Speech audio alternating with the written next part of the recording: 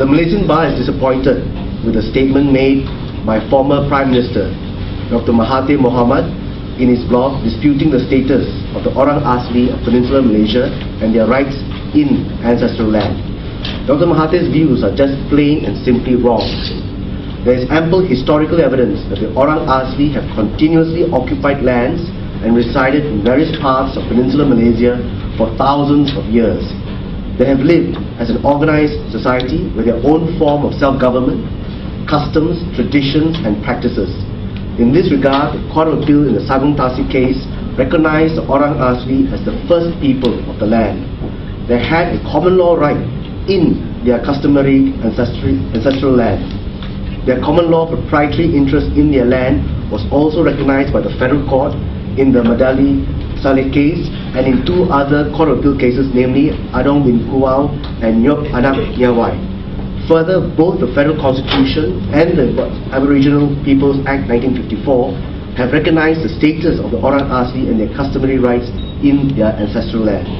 As a member state of the United Nations that voted in favor of the United Nations Declaration on the Rights of Indigenous Peoples, or UNDRIP, in 2007, Malaysia is both morally and legally committed to recognizing and protecting the status and proprietary rights of Aboriginal peoples.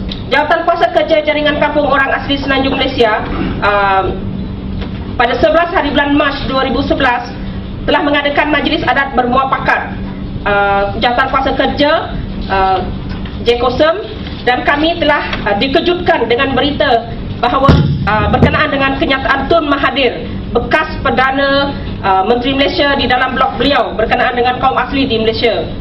So, dalam keadaan terkejut, kami Majlis Jawatan Kuasa Kerja Jaringan Kampung Orang Asli Semenanjung Malaysia berpendapat bahawa setiap kenyataan yang dilontarkan oleh Tun di dalam laman blognya berkenaan dengan masyarakat orang asli di Semenanjung adalah satu kenyataan yang tidak menunjukkan atau mempunyai semangat satu Malaysia, sebagaimana yang sering dilaung-laungkan oleh kita punya Perdana Menteri. Menjadi tanda tanya, kami tertanya-tanya, adakah laungan satu Malaysia hanya propaganda pemerintah? Bekas pemimpin yang unggul, yang agung bagi kita semua di negara ini boleh mengeluarkan kenyataan-kenyataan yang begitu menyinggung perasaan kami sebagai masyarakat orang asli. Kenyataan Tun ini adalah satu tuduhan. Kenapa kami kata begitu? Kerana pertama, apa yang diperjuangkan dan dituntut oleh masyarakat orang asli selama ini adalah pengiktirafan terhadap wilayah tanah adat yang menjadi warisan atau saka nenek moyang kepada kami.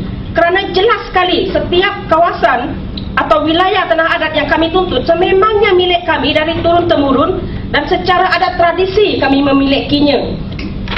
Kami tidak pernah menyentuh mana-mana keistimewaan lain-lain kaum di Malaysia. Kami hanya menuntut apa yang kami rasa hak kami, tapi kami tidak menyentuh siapa-siapa punya keistimewaan.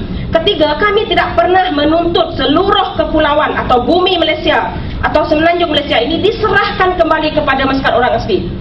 Jika Tun boleh membuktikan ada tuntutan yang meminta kerajaan atau pemerintah Malaysia menyerah kembali Malaysia ini ke tangan orang asli, silakan tunjuk. Tapi tuntutan kami selama ini sangat jelas. Kami tidak menuntut seluruh bumi Malaysia atau negara Malaysia diserahkan kepada orang asli. Tun tidak sepatutnya memutarbelitkan keadaan dan mengeluarkan kenyataan berbau permusuhan dan salah sangka. Banyak perkara buruk boleh berlaku dengan kenyataan yang Tun buat di dalam blognya ini.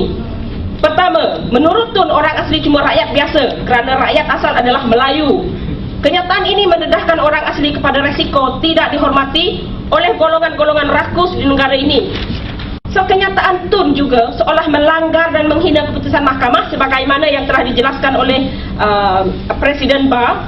So, Tun tidak boleh samakan orang asli dengan orang asal New Zealand, Australia, Amerika Serikat dan sebagainya dengan hak asasi orang asli di sini. Kerana dari makluman yang kami perolehi, hak tanah adat orang asal telah dikembalikan kepada mereka. Umpamanya di Australia, lebih kurang 16% kerajaan Australia menyerahkan, mengiktiraf tanah itu kembali kepada masyarakat asal di sana. They have been insulted by this statement, alright? It's as simple as that. It's a very insensitive and very reckless statement made by a former Prime Minister. And I consider it even a rather bizarre statement because if you look in our country, in the courts, we have had so many cases now, alright, where the Court of Appeal, the Federal Court, the President mentioned some of those cases. The courts have recognized the status of the Orang Asli, the land rights of the Orang Asli, indeed the way of life of the Orang Asli. The Malay Sultanates were born out of the support from the Orang Asli communities before. In Johor, the Orang Laut supported the Malay Sultanates.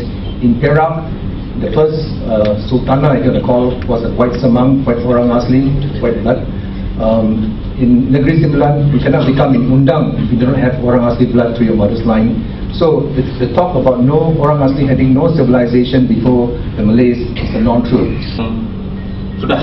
Sudah jelas bahawa kita memang asal di sini. Sebelum wujudnya empire, sebelum wujudnya kerajaan Malaysia ni, kamilah penduduk asal sini. Kami bukan yang minta Malaysia, tetapi kalau ada fakta, boleh minta Malaysia. Tapi tidak, apa yang kita minta hari ini adalah kuasa yang kita duduki bertahun-tahun, yang memang nenek moyang kita duduk. Orang Asli and in the world and international community, these are moral and legal obligations of the government that they have to respect. And what they need to do is to challenge and to put a stop to comments like the ones that Dr. Mahathir has made, challenging the rights, challenging the position of culture and the traditions of the Orang Asli. We have said in the press statement that the Bar Council has issued, there is no such thing as a one-size-fits-all Malaysian. We respect the cultural diversity, the different ethnicities, the different histories that have brought us together as one nation. I would have thought that that is the idea of one Malaysia.